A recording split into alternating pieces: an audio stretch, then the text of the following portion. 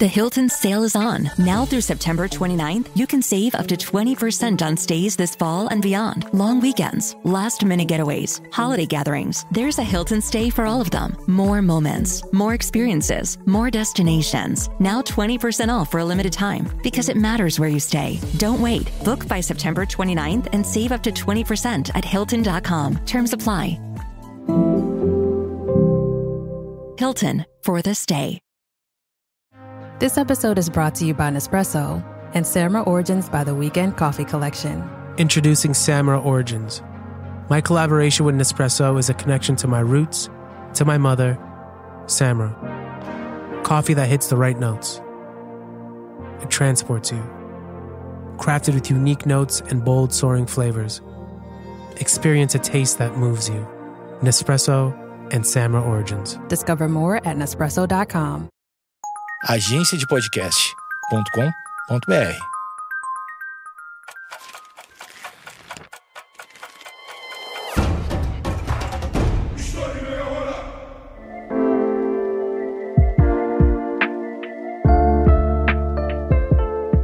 É possível resistir a um grande império? Até que ponto sabemos de fato o que aconteceu no passado? Essas são apenas algumas perguntas que podemos nos fazer quando estudamos com mais atenção o que foi a Guerra Anglo-Zulu. Um conflito com grandes consequências no século XIX, mas que não é muito conhecido por muita gente. O meu objetivo com esse episódio é descrever não só o conflito em si, mas também abordar como que diferentes culturas estavam ao entrarem em choque. Como sempre, eu quero lembrá-los que eu uso fontes e autores confiáveis que você pode e deve consultar na descrição do episódio. Primeiramente, temos que saber o que a gente está estudando. A Guerra Anglo-Zulu aconteceu em 1879 e é um dos marcos do chamado imperialismo britânico na África do Sul. A guerra recebeu esse nome por ter de um lado um dos maiores impérios do mundo e do outro um reino chamado Zulu. No final do século XIX, o sul da África era uma região estratégica para os interesses britânicos. A partir de 1800, os britânicos tinham se estabelecido no Cabo da Boa Esperança, então controlado pelos Boeres, que eram colonos de origem holandesa. Com o tempo, o império expandiu a sua influência para além da costa, buscando consolidar uma rota segura para a Índia e explorar os recursos minerais da região. A descoberta de diamantes em territórios sul-africanos, como Kimberley em 1867, e de ouro no Transvaal poucos anos depois, acelerou ainda mais essa corrida por domínio territorial. O crescimento da presença britânica batia de frente com diferentes comunidades locais, entre elas o Reino Zulu. A política imperial na África do Sul era marcada por uma mistura de diplomacia e ação militar. Os britânicos alegavam estar promovendo civilização, progresso e ordem, mas os seus métodos mostravam ambições expansionistas muito claras. Para consolidar o controle da região, era necessário neutralizar todas as formas de poder autônomo, e os Zulus representavam exatamente isso.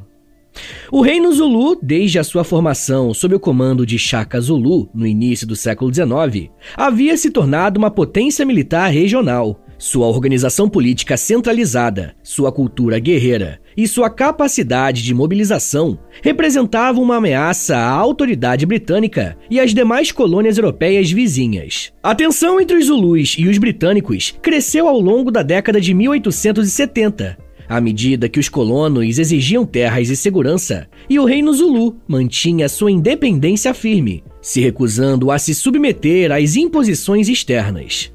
A figura central da política colonial britânica no sul da África era o Sir Henry Bartle Frere, um alto comissário da Rainha Vitória na região. Influenciado por ideias racistas e pela lógica do fardo do homem branco, Frere via os Zulus como um obstáculo ao progresso e como um povo bárbaro que precisava ser pacificado. Sem a autorização formal do parlamento britânico, Frere começou a arquitetar um plano de invasão, com o objetivo de destruir o Reino Zulu e integrá-lo à estrutura colonial. Como destaca o historiador John Leiband, especialista em história militar africana, abre aspas, a guerra contra os Zulus foi em grande parte provocada por iniciativa de autoridades coloniais locais, mais do que por ordens diretas de Londres. Fecha aspas.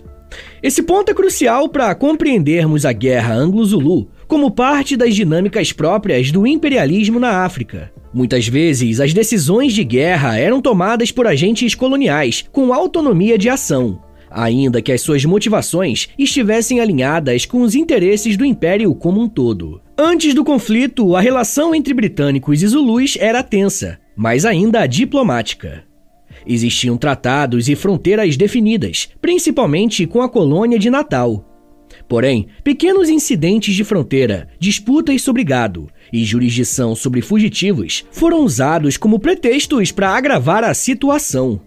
Em dezembro de 1878, Sir Bartolfrere entregou ao rei Zulu Cetshwayo Kampande um ultimato impossível de ser cumprido. Os Zulus deveriam, entre outras exigências, dissolver o seu exército, aceitar missionários britânicos e renunciar à sua soberania. Frere sabia que o Cetshwayo não aceitaria tais termos, e isso justificaria a invasão. O historiador Sal Dubow observa que, abre aspas, mais do que um conflito entre civilizações, a Guerra de 1879 foi resultado de um projeto colonial sistemático de subjugar populações africanas resistentes, sob o pretexto de pacificação e progresso. Fecha aspas. O Reino Zulu, com a sua independência política e o seu exército forte, simbolizava uma afronta à ordem colonial que se pretendia consolidar. Eu quis começar fazendo esse grande resumo sobre alguns fatores que levaram à guerra, por se tratar de um tema pouco conhecido. Mas para entendermos mesmo a importância dessa guerra, temos que voltar algumas casas para entendermos a história e a estrutura do Reino Zulu, uma das formações políticas mais organizadas e temidas do continente africano no século XIX. Ao contrário do que sugeriam os discursos coloniais da época, os Zulus não eram uma sociedade primitiva, mas sim uma civilização muito complexa com instituições políticas centralizadas, uma cultura militar sofisticada e um sistema de lealdades tribais articulado em torno da figura do rei. O Reino Zulu foi fundado no início do século XIX por Shaka Zulu, como eu já citei, filho ilegítimo de Senzanga Koná, chefe de uma pequena comunidade do clã Zulu. Shaka transformou um pequeno grupo étnico no império regional por meio de reformas militares e administrativas profundas.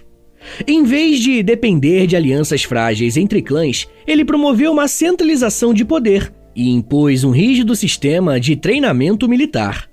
O exército Zulu, conhecido como INPE, se tornou lendário pela sua disciplina, resistência física e táticas de combate.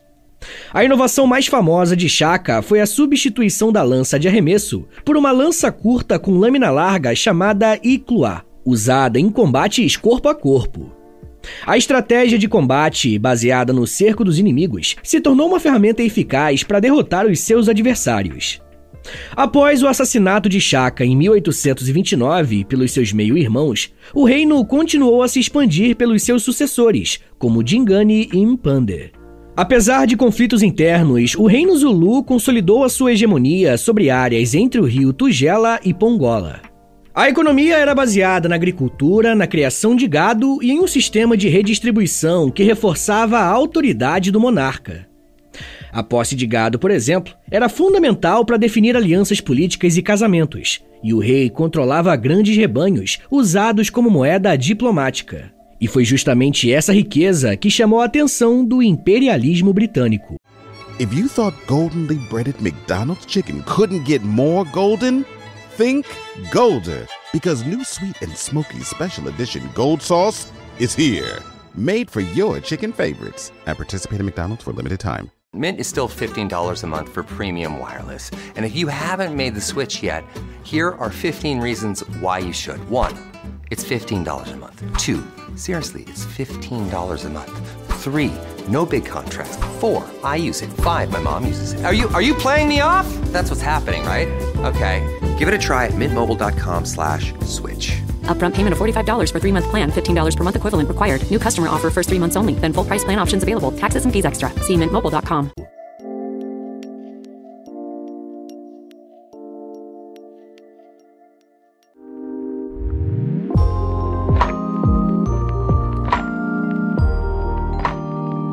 Na década de 1850, os britânicos já estavam presentes na colônia de Natal, ao sul do território Zulu. Apesar das tensões, havia uma convivência relativamente pacífica, mediada por acordos e diplomacia. Mas essa situação começou a se deteriorar a partir dos anos de 1870, especialmente com o crescimento do desejo britânico de consolidar a sua dominação sobre toda a África Austral. Como eu disse, nessa época, quem governava os Zulus era o rei Cetewayo Kampandé, que assumiu oficialmente o poder em 1873, após um elaborado ritual de coroação. Educado nas tradições do seu povo, mas também consciente das mudanças políticas ao redor, Cetewayo buscava preservar a soberania Zulu diante da pressão britânica. Diferentemente de Shaka, o seu estilo de governo era mais conciliador, embora mantivesse a força do exército. Seu reinado foi marcado por reformas internas, como a limitação de certas práticas de punição e o controle mais rígido sobre disputas entre clãs. Cetewayo sabia que a força do reino Zulu dependia de sua capacidade militar, mas também tinha consciência dos limites de enfrentar um império europeu com armas bem mais modernas. Por isso, buscou adiar o confronto o máximo possível, mantendo relações diplomáticas com os britânicos e evitando provocações. No entanto, os colonos da colônia de Natal viam os Zulus com desconfiança, principalmente por conta da existência de um exército bem estruturado, que mesmo sem ações ofensivas, representava uma ameaça constante ao status colonial. O historiador Saul David observa que o rei Cetewayo, abre aspas, herdou um trono cercado por vizinhos hostis e pressões externas, e embora tenha tentado proteger o seu povo por meios pacíficos, foi arrastado para uma guerra que não desejava. Fecha aspas. Essa leitura também é compartilhada por John Leiband, que afirma que os Zulus, abre aspas, longe de desejarem uma guerra contra os britânicos, buscavam preservar a sua independência dentro de um sistema diplomático desigual e cada vez mais agressivo. Fecha aspas. A diplomacia Zulu era habilidosa, mas enfrentava obstáculos. O sistema europeu de fronteiras, imposição de tratados e exigência de submissão direta ao domínio imperial colidia com a lógica política Zulu, baseada na negociação, na mediação de conflitos e na manutenção de fronteiras mais fluidas entre reinos vizinhos. No final de 1878, o reino Zulu enfrentava um dilema: ceder ao ultimato britânico e abrir mão de sua soberania, ou resistir e enfrentar o maior império do século XIX. O ultimato imposto por Sir Henry Bartle Frere, sem o aval do parlamento britânico, era uma armadilha diplomática. As exigências não se limitavam à entrega de fugitivos ou à mediação de disputas fronteiriças, mas iam na raiz das características da política Zulu. Como observa o historiador John Leiband, abre aspas, o ultimato não foi concebido para ser aceito. Tratava-se de uma provocação cuidadosamente arquitetada para justificar a invasão e a destruição de um Estado africano independente. Fecha aspas. Ao se recusar a ceder, o rei Cetewayo escolheu defender a sua autonomia, mesmo sabendo que enfrentaria um inimigo muito mais bem armado. Em janeiro de 1879, o exército britânico atravessou o rio Tugela e invadiu o território Zulu. A campanha foi dividida em 3 partes. A coluna central, liderada pelo general Lord Chelmsford, seria a principal força invasora e marcharia até a capital Zulu, Ulundi. As colunas do norte e sul serviriam de apoio e contenção. A expectativa britânica era de uma vitória rápida, com base em seu poderio bélico, artilharia e organização logística. Porém, eles subestimaram a resistência Zulu, o seu conhecimento do terreno, sua disciplina e a sua capacidade de mobilização.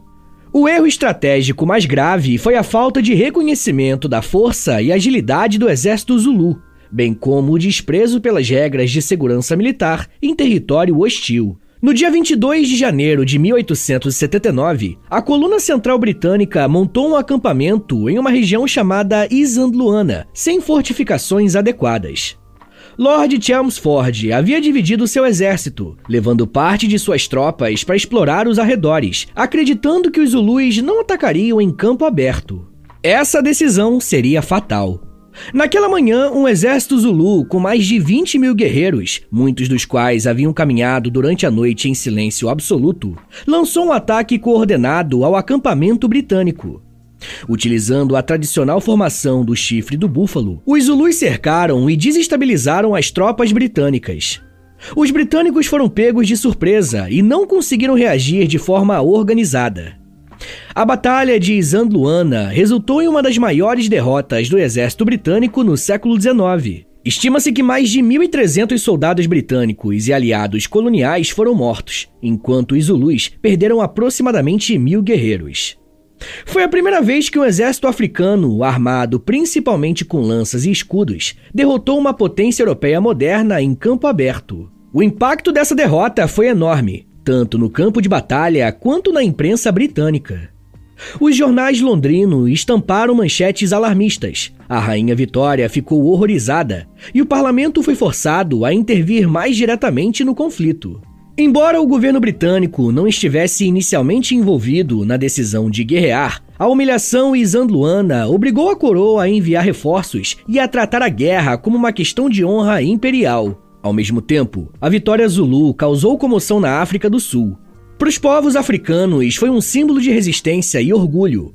A batalha mostrou que, mesmo diante de forças diferentes, era possível enfrentar o imperialismo com coragem, organização e conhecimento do território. Como destaca o historiador Saul David, abre aspas, Isandlwana foi uma lição sangrenta sobre a arrogância imperial. Os britânicos chegaram com confiança, despreparo e desdém, e pagaram um preço alto por isso.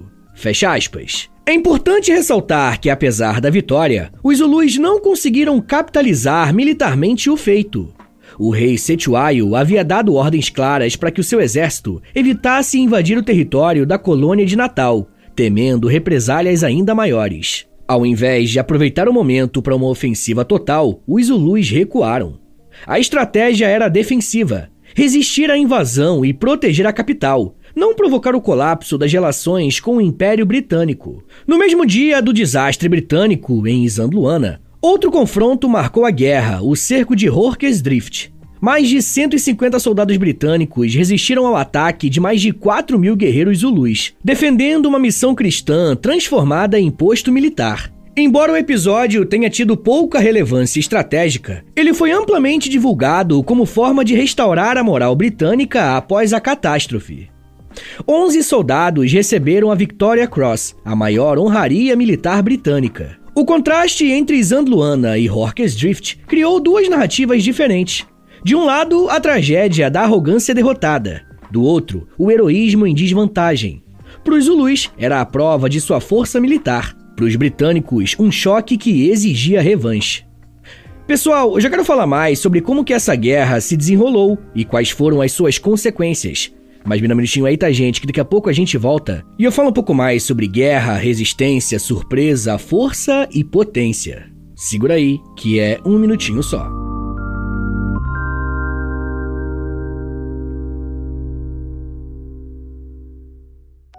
Fala pessoal, tô passando aqui rapidinho para avisar vocês que se você se torna um apoiador do podcast, você recebe acesso a mais de 140 episódios exclusivos que você pode ouvir no aplicativo do Apoia-se. E toda semana eu publico um novo episódio exclusivo lá para vocês. E dependendo do nível do apoio que você assinar, você também recebe acesso ao Clube do Livro do História em Meia Hora e ao Close Friends lá no Instagram, onde eu publico diariamente curiosidades históricas. Então é isso, assine o apoia.se/História em Meia Hora para você receber um monte de conteúdo exclusivo e ajudar o meu trabalho a continuar de pé.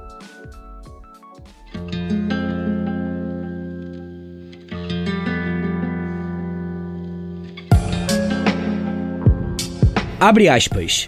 Incuti essa visão não agressiva em Sir B. Frere, tanto oficialmente quanto em particular, com o melhor de minhas forças.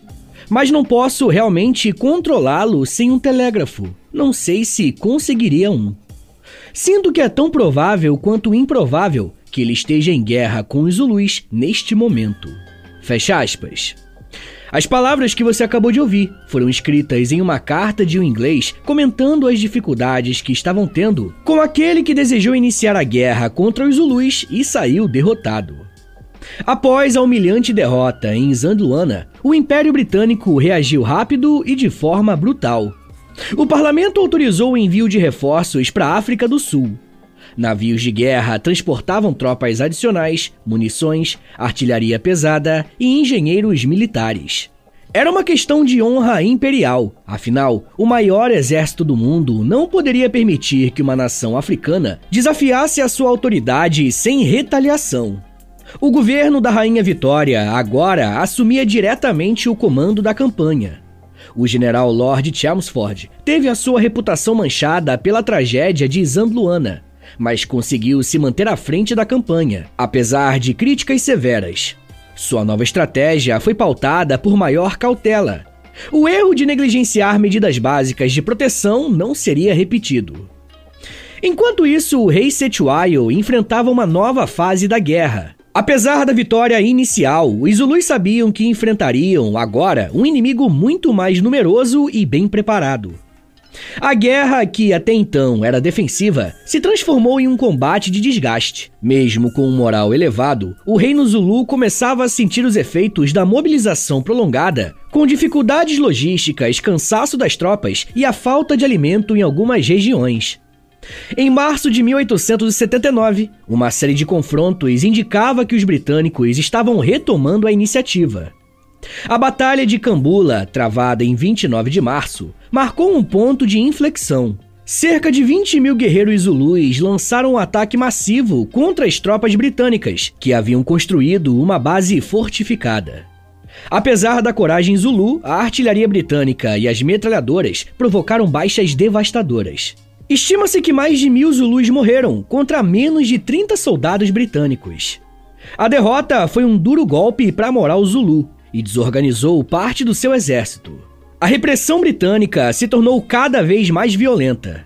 Tropas coloniais, compostas por soldados britânicos e aliados africanos de etnias rivais dos Zulus, passaram a incendiar vilarejos, destruir plantações e a executar civis.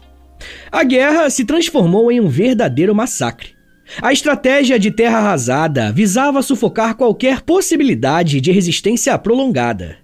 Mesmo diante desse cenário, Cetshwayo não recuou. Ele tentou manter contato com missionários e intermediários britânicos para negociar uma trégua, mas as condições impostas pelos britânicos eram inaceitáveis. Exigiam a sua rendição incondicional, o desmantelamento definitivo do reino Zulu e a imposição de um governo pró-colonial. O rei se recusou a abdicar. O avanço britânico culminou na ofensiva contra Ulundi, a capital do reino Zulu. A cidade, construída com precisão e simbolismo, representava o centro político, religioso e cultural da nação Zulu. Em 4 de julho de 1879, as forças britânicas marcharam até as suas imediações, formando uma gigantesca formação defensiva em quadrado, composta por cerca de 5.000 soldados armados com rifles, artilharia e metralhadoras Gatling. Os Zulus, mesmo sabendo da inferioridade numérica e tecnológica, enfrentaram o exército invasor com bravura. Mais de 15.000 guerreiros participaram do ataque. A investida foi corajosa, mas sem sucesso. A artilharia britânica disparou incessantemente, transformando a planície em um campo de morte. Em menos de uma hora, o exército Zulu foi massacrado. Ulundi foi capturada e incendiada. O reino Zulu, como estrutura política soberana, havia caído. O historiador Ian Knight, especialista na guerra anglo-zulu, escreveu o seguinte, abre aspas, Ulundi foi menos uma batalha e mais uma execução militar. A partir dali, a guerra não era mais sobre conquista, era sobre apagar o inimigo. A precisão das armas britânicas, somada à disciplina imposta por Chelmsford, garantiu uma vitória sem precedentes, mas à custa da destruição completa da sociedade Zulu tradicional. Fecha aspas. Após a queda de Ulundi, Cetshwayo fugiu. Ele foi capturado em agosto daquele ano e enviado ao exílio na Cidade do Cabo e depois para Londres. Mesmo na prisão, ele se tornou uma figura política importante. Conheceu a Rainha Vitória, concedeu entrevistas e impressionou a elite britânica com a sua inteligência e dignidade. A imagem construída pela imprensa de um rei bárbaro começou a não fazer mais sentido. O reino Zulu foi dividido em 13 partes controladas por líderes escolhidos pelos britânicos. Essa estratégia, baseada no dividir para conquistar, desestruturou completamente o antigo sistema de lealdades e facilitou a dominação colonial. A fragmentação gerou conflitos internos, disputas territoriais e guerras civis. O povo Zulu, antes unificado sob um rei central, foi submetido a um regime de clientelismo e opressão. O historiador sul-africano Leonard Thompson ressalta que, abre aspas, o desmantelamento do reino Zulu não apenas destruiu a sua estrutura política, mas também abriu espaço para uma nova era de dominação racial e exploração econômica na África Austral. Fecha aspas. A derrota Zulu abriu caminho para o avanço colonial sobre outros povos, como os Basotho e os Xhosa, e pavimentou o terreno para a consolidação da África do Sul sob a hegemonia branca. A derrota na Batalha de Ulundi, em 4 de julho de 1879, marcou o fim oficial do Reino Zulu enquanto entidade política independente. A guerra, iniciada por um plano britânico de consolidação territorial, havia se transformado numa campanha brutal de destruição total, e os seus desdobramentos se estenderam por décadas. Com a prisão e exílio de Cetshwayo, o governo britânico deu início a um novo capítulo em sua política de dominação imperial no sul da África, o da fragmentação deliberada das sociedades nativas. Os líderes impostos pelas autoridades coloniais não tinham legitimidade perante a população local, e logo surgiram tensões, rivalidades e disputas de poder. Sem uma autoridade central e sem o exército, que funcionava como uma espécie de pilar da identidade nacional, o povo Zulu mergulhou em um período de instabilidade e conflitos civis. Essa fragmentação facilitou a penetração econômica e política britânica na região, servindo de modelo para outras intervenções coloniais em territórios africanos. Como apontam os historiadores Paul Maylen e Leonard Thompson, abre aspas, a política colonial britânica baseava-se na criação de uma ordem dividida, dependente e disciplinada, rompendo os laços comunitários tradicionais e substituindo-os por administrações controladas externamente. Fecha aspas. Em 1883, pressionado por missionários e figuras liberais britânicas que viam em Cetshwayo uma figura trágica e nobre, o governo britânico permitiu que ele retornasse a parte do território Zulu para governar sob condições restritas. No entanto, o território estava politicamente esfacelado e militarmente fragilizado. As lutas entre facções tornaram a administração de Cetshwayo praticamente impossível. Ele morreu em 1884, cercado de disputas e sem ter conseguido restaurar a antiga unidade do seu povo. A resistência Zulu, no entanto, não desapareceu com o fim da guerra. Apesar da imposição do controle britânico, o sentimento nacionalista permaneceu latente, transmitido oralmente por anciãos, mantido em canções de guerra e preservado em rituais religiosos.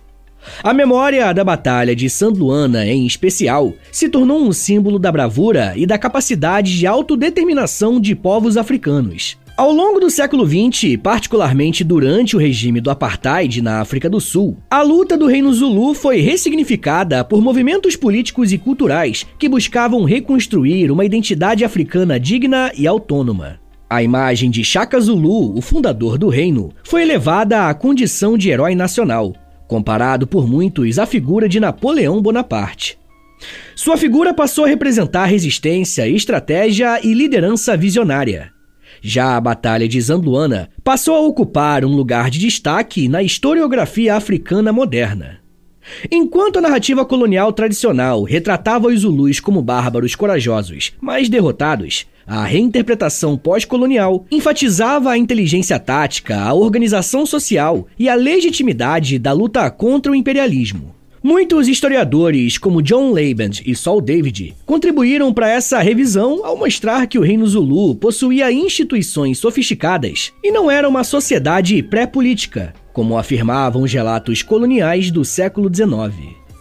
A cultura pop também teve um papel importante na preservação e reinvenção dessa memória. O filme britânico Zulu, de 1964, estrelado por Michael Caine, retratou a defesa de Hawke's Drift e foi criticado por exaltar o heroísmo britânico e minimizar a vitória Zulu em St. Luana. Já o filme Zulu Dawn, de 1979, tentou reequilibrar essa narrativa ao mostrar a perspectiva Zulu com mais destaque. Esses produtos culturais revelam como que a Guerra Anglo-Zulu continuou a ressoar na imaginação histórica, tanto na África quanto na Europa. No campo educacional sul-africano contemporâneo, a guerra passou a ser estudada como parte da resistência africana ao colonialismo, ao lado de outras lutas como as dos povos Xhosa, Basotho e Ndebele. Em províncias como KwaZulu-Natal, eventos comemorativos e visita aos campos de batalha de Isandlwana são práticas comuns em escolas e em centros culturais. Além disso, figuras políticas como Mangosuthu Buthelezi, líder do Inkatha Freedom Party durante o Apartheid, reivindicaram a herança de Cetshwayo e da monarquia Zulu como elemento central de sua identidade política. Embora controverso, o uso dessa memória revela a força simbólica da guerra na construção da política moderna sul-africana. Pessoal, eu vou recomendar 3 episódios aqui do podcast, que você pode conferir aí no feed do História em Meia Hora, e eles vão servir de complemento para esse episódio que você acabou de ouvir, beleza? O primeiro episódio se chama Apartheid, o segundo se chama Imperialismo Britânico e o terceiro se chama Pan-Africanismo.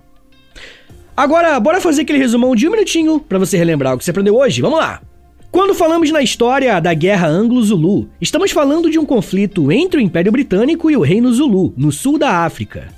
A guerra aconteceu em um contexto de expansão imperial britânica e tentativa de unificação das colônias da África Austral, que é o sul da África, sob o controle britânico. O Reino Zulu, liderado por Cetshwayo, era uma potência militar bem organizada, com um exército disciplinado e estrutura centralizada. O conflito começou após o governo britânico impor exigências inaceitáveis aos Zulus, esperando uma rendição rápida. No entanto, os britânicos sofreram uma derrota impressionante na Batalha de Isandlwana, em janeiro de 1879, quando milhares de guerreiros Zulus massacraram um contingente britânico mal preparado, uma das piores derrotas coloniais da Inglaterra. Apesar da vitória inicial, os britânicos reagiram com reforços, armamento moderno e táticas mais organizadas. As tropas britânicas venceram a decisiva Batalha de Ulundi, em julho de 1879, marcando o fim do conflito e a submissão do Reino Zulu. A Guerra Anglo-Zulu simboliza o embate entre forças nativas africanas e o imperialismo europeu, revelando a resistência africana frente à colonização. O episódio também expôs os limites do poderio europeu diante de sociedades bem organizadas e determinadas a defender a sua soberania. E essa não foi a primeira vez que os europeus enfrentaram a resistência africana, mobilizando até Benito Mussolini, mandando tropas para o continente. Mas isso já é um papo para uma outra meia hora.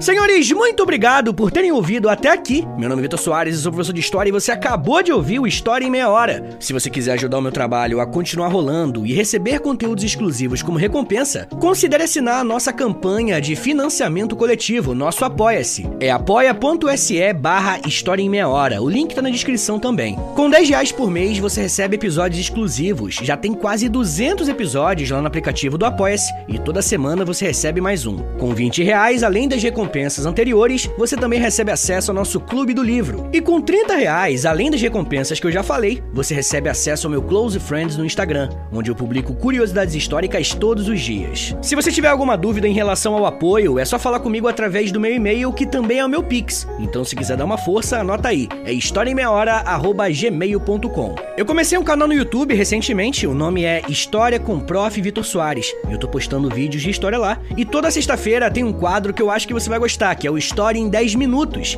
que é basicamente História em Meia Hora, só que em vídeo e em 10 minutos, né?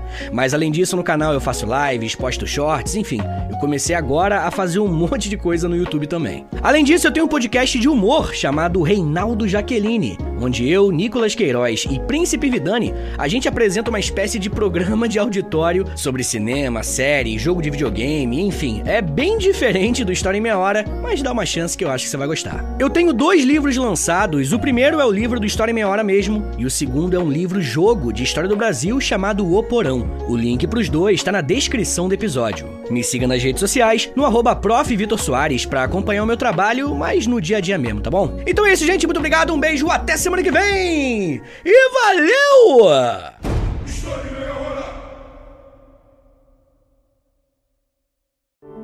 Every minute your finance team spends wrestling with data is a minute lost. Insight Software's AI-powered insights instantly move you from complexity to clarity. Automated analysis, real-time reporting, strategic recommendations, all at your fingertips. Transform how your finance team works and watch your business grow. Stop wasting time. Start making smarter decisions. Learn more at insightsoftware.com/AI.